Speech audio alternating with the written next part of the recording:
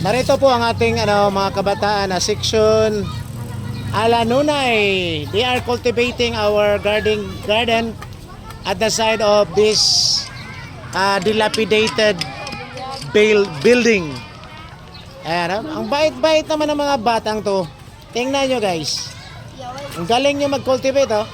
Kaway-kaway naman kayo dyan sa camera, oh. Stoy. Ayan, kamay may nakita. Grabe na to, oh. Ang bait-bait nila. Thank you so much, guys. Children, it's not guys because they are still young. Yan si sir nagtratrabaho.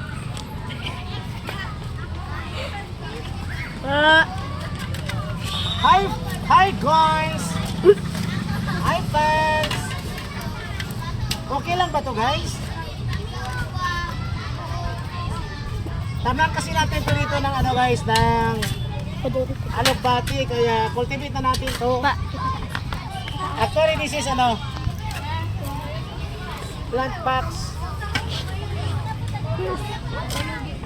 Guys, ang mga batang to guys, oh. Si Prince at saka si Fritz. They are preparing our guys, alugbati cuttings.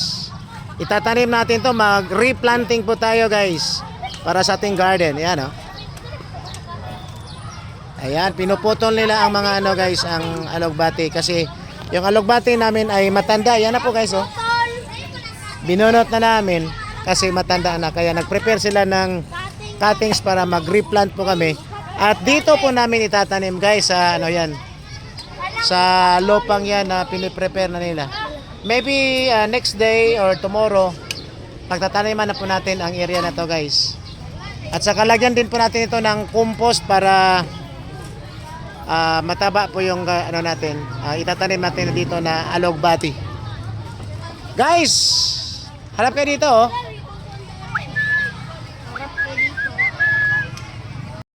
Ganyan po ang ating mga bata pa nagtatrabaho, oh.